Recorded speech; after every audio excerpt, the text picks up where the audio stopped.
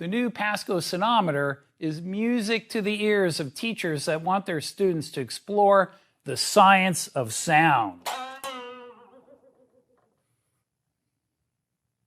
The new PASCO Sonometer allows students to easily experiment with the length and tension of guitar strings. The sonometer is designed to hold two strings with different linear mass densities. After attaching the ends of the soundboard, attach 2 of the 8 supplied guitar strings. There are 2 different sizes to choose from. It's recommended that the teacher perform these steps. The initial setup is described and illustrated in detail by the instruction manual. Tension can be varied by hanging up to 3 kilograms of mass on the tensioning lever. The pivot increases the force by a factor of 5, allowing for a maximum string tension of 147 newtons. After hanging the desired mass, the tuning pegs need to be adjusted so that the tensioning lever is horizontal for an accurate tension value. The built-in bubble level makes this step quick and easy. The length of the vibrating part of the string can be adjusted by moving the bridge. The indicator on the bridge shows the length on the built-in ruler, allowing for an accurate length measurement. There are 2 methods for measuring the frequency of the sound produced by the strings. Let's take a look at how each one can be used in an example investigation. One application for the sonometer is to investigate the relationships between frequency, wavelength, period, and wave speed. Students can find the wavelength of the measured frequency because the string is fixed at both ends. The string length is half of a wavelength, so the wavelength is twice the string length.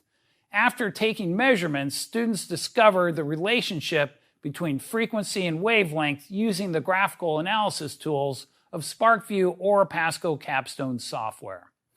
One approach is to vary the string length while keeping the tension constant and measure the frequency with a sound sensor. So I have a sound sensor here suspended over this string, and I have PASCO Capstone set up with a FFT display. So if I start monitoring it, we'll see all the noise from me talking, but once I pluck it, we will see just the sound of the string. And then I stop monitoring it, and then I can easily measure the frequency of the fundamental there. And so that's 423. After taking 5 to 6 measurements, they can quickly create a graph of wavelength versus frequency. Further analysis reveals that a graph of wavelength versus 1 over the frequency, or period, is linear with a slope equal to the speed of the transverse wave on the string. Alternatively, they can strike a tuning fork and adjust the length of the string until it resonates. Using a paper rider makes this resonance more visible to students. So a paper rider is just a little piece of paper bent in a V shape. I like to put a few on there so we can more likely see it with the camera. And put it on the sounding board. They shake, and they'll shake the most when I adjust the length so that they're matched. Oh, right there. Sometimes they pop off. That's what I was hoping for. Let's try one more time.